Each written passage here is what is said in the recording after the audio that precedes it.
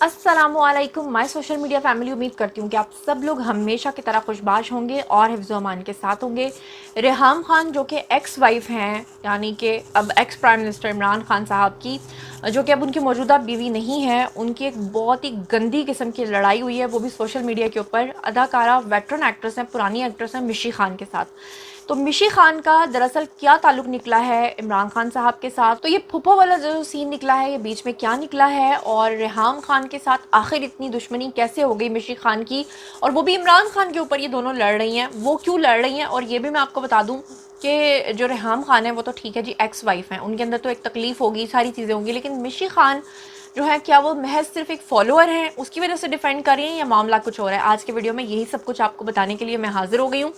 और अनफॉर्चुनेटली बीच में जो फॉलोअर्स हैं अंधे किस्म के, वो ऐसी ऐसी गंदी बातें कर रहे हैं कि जो शायद मैं मुश्किल से आज आपको पढ़ के सुनाऊंगी, दिखाऊंगी भी सबूत के साथ।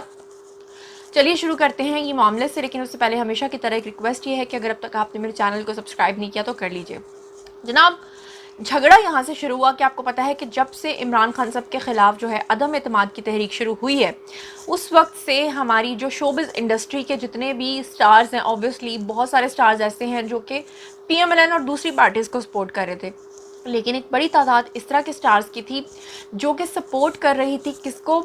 इमरान खान साहब को। और हर किसी का हक है कि वो किसी भी पार्टी को सपोर्ट करे, लेकिन एक आर्टिस्ट का ये फ़र्ज़ होता है कि वो अपने आप को थोड़ा न्यूट्रल रखे। वो किसी भी साइड पे है, वो ज़रूर उसकी साइड ले, वो ज़रूर बताए कि मैं इस पार्टी को सपोर्ट करता हूँ, लेकिन अगर वो उस पार्टी को सपोर्ट करने के चक्कर में दूसरों को गालियाँ देना शुरू कर दे तो ये सरासर गलत बात है, क्योंकि ऑब्वियसली लोग जो हैं आर्टिस्टों को फॉलो करते हैं, और अगर वो गालियों के ऊपर चलेंगे तो बाकी लोगों के ऊपर क्या गुजरेगी। अब जनाब, झगड़ा यहाँ से शुरू हुआ कि जिस दिन अदम एतमाद की तहरीक थी, उसी दिन असम्बली के अंदर रेहाम खान भी मौजूद थी। वो अपना कैमरा लेकर वहाँ पर पहुँच गई, अपना फ़ोन लेकर। जितनी भी उस वक्त ख़वातीन बैठी हुई थी वहाँ पर, रेहाम खान ने उन सबसे पूछा कि आज कहाँ है आपका न्याजी। जब उन्होंने ये बात की तो उसके बाद जो आर्टिस्ट हैं ऑब्वियसली उनको गुस्सा आया, और उन्होंने आगे सोशल मीडिया के ऊपर अपना अपना रद्दअमल देना शुरू कर दिया। उसके बाद जनाब आली, जब तमाम स्टार्स ने रेहाम खान के ख़िलाफ़ बहुत ज़्यादा बातें की और उनको टैग कर करके उनका जीना हराम किया, जो कि नो डाउट दोनों साइड से गलत था। मतलब सोशल मीडिया के ऊपर आकर आप इस तरह की बातें कर रहे हो, रेहाम खान की तरफ से भी गलत था, दूसरों की तरफ से भी गलत था। लेकिन जब रेहाम खान के ऊपर बहुत ज़्यादा तनकीद हो गई तो उसके बाद उन्होंने एक ट्वीट किया। उस ट्वीट में आप समझ लें कि उन्होंने फिर से एक पेट्रोल का कतरा जो होता है ना, या तेल का कतरा क्या, बल्कि पूरा ही तेल उसमें फेंक दिया, और ये जो मामला था ये और ज़्यादा बिगड़ गए। उन्होंने क्या ट्वीट किया ये मैं आपको पढ़ के सुनाती हूँ। उन्होंने कहा कि जो मम्मी डैडी किस्म के अदाकार तहरीक इंसाफ का इक़्तिदार जाने पर एहतजाज कर रहे हैं, काश कि वो कश्मीर पर भी उतना ही एहतजाज करते तो क्या ही बात थी।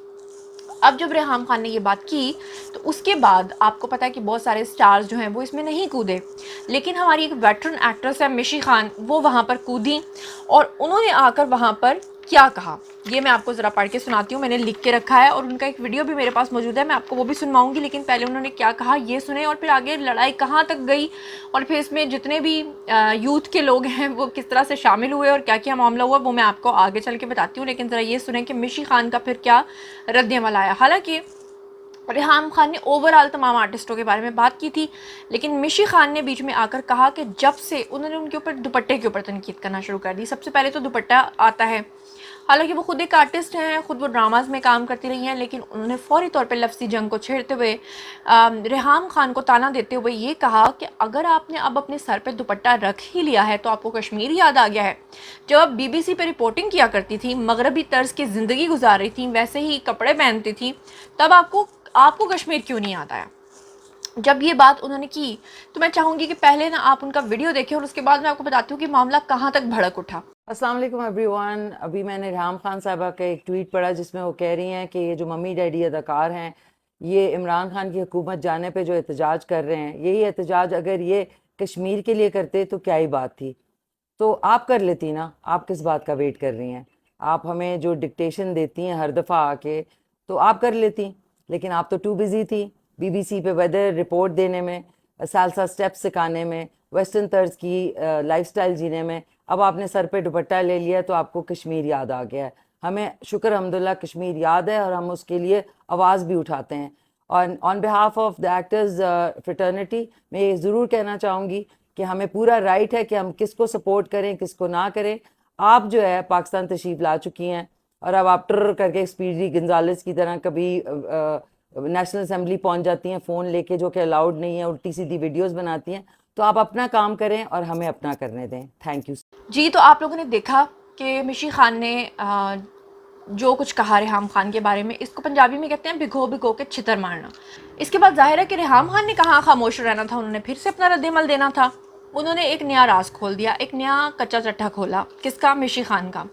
उन्होंने कहा कि ये इमरान खान की वही दोस्त तो नहीं है जिन्हें मैंने अपनी फ़िल्म जनान या जाना करके इनकी फ़िल्म थी, उसमें फुप्पो का किरदार दिया था। अच्छा, जब मैंने ये खबर पढ़ी तो मुझे लगा ये फुप्पो, वैसे ही जब किसी को आप देखते हैं ना लगाई बुझाई करते हुए, तो आप उसे फुप्पो का एक किरदार बना देते हैं, तो शायद ये उस तनाजुर में बात हो रही है। लेकिन फिर मुझे पता चला कि 2016 में रेहाम खान ने एक फ़िल्म प्रोड्यूस की थी जिसका नाम था जानान।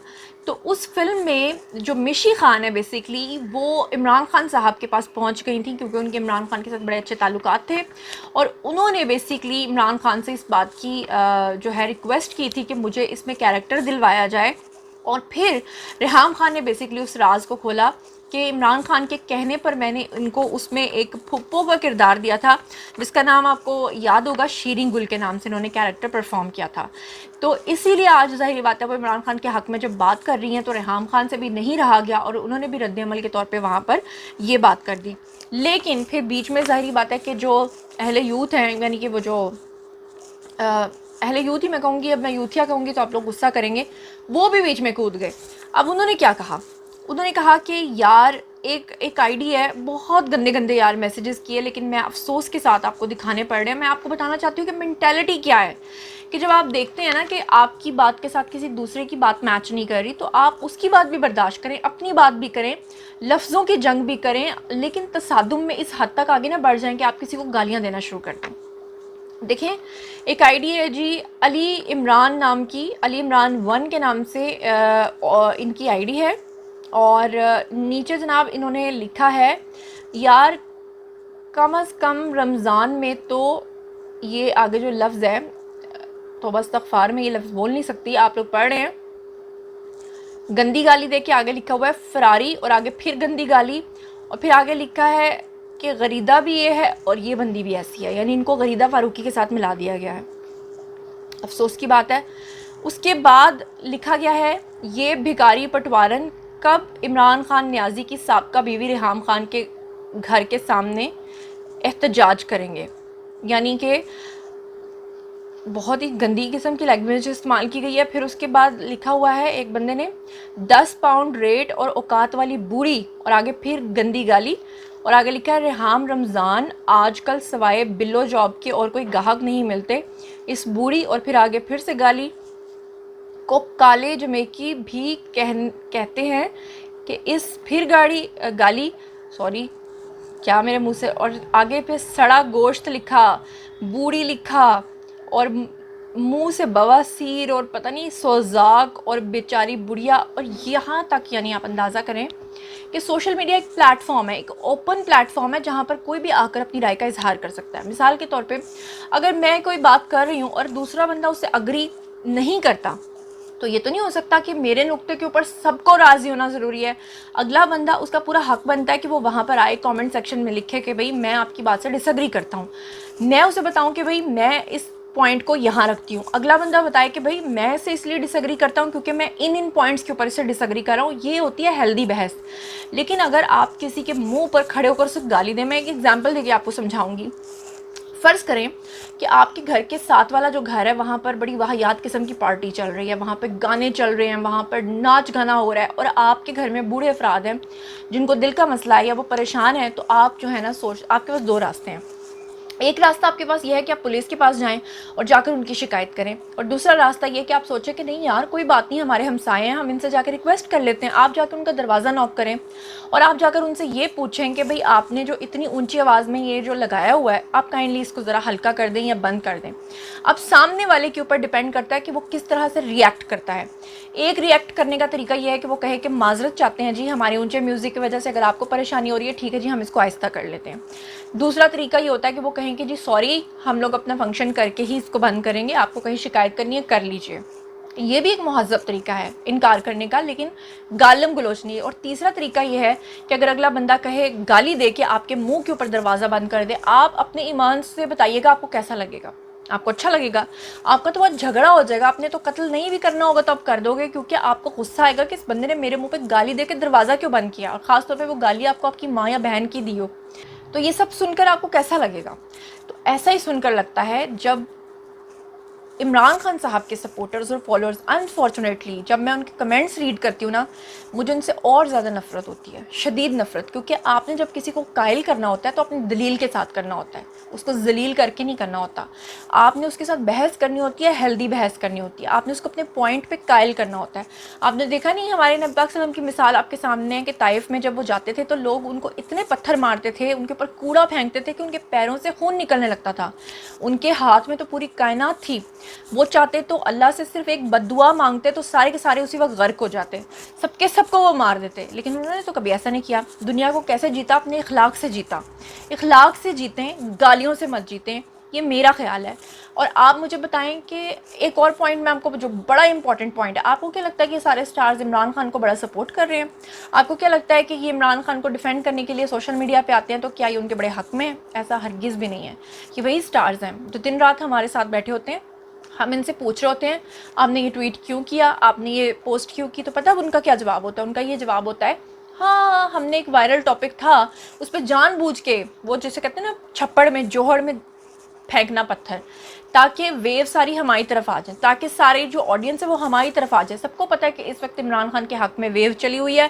स्टार्स फौरी तौर पे इस तरह का काम इसलिए करते हैं ताकि हम खबरों में रहें। अब देखें ना, रेहाम खान के साथ टक्कर लेने को मिशी खान को किसने कहा था? उन्होंने जानबूझ के ये किया, क्योंकि जो वेटरन एक्ट्रेसेस हैं उनके पास काम तो है नहीं है। इस तरह से वो खुद को सोशल मीडिया पर जिंदा रखते हैं। अनफॉर्चुनेटली आप लोग और हम लोग जो आवाम है वो ये समझ लेते हैं कि हाँ हाँ उसने उसके हक में बात की, मैं उसके हक में बात करूँगा। ये सब पब्लिसिटी स्टंट्स हैं, इसके अलावा कुछ भी नहीं है। आप लोग इस बारे में क्या सोचते हैं, क्या समझते हैं? आइए कमेंट सेक्शन में शेयर कीजिए। मज़ीद खबरें, व्लॉग्स, इंटरव्यूज़ और सियासी तज्ज़िये जानने के लिए मेरे साथ कनेक्टेड रहना हरगिज़ मत भूलिएगा। चैनल को सब्सक्राइब कर लीजिएगा। अपना बहुत ख्याल रखिएगा। अल्लाह निगहबान।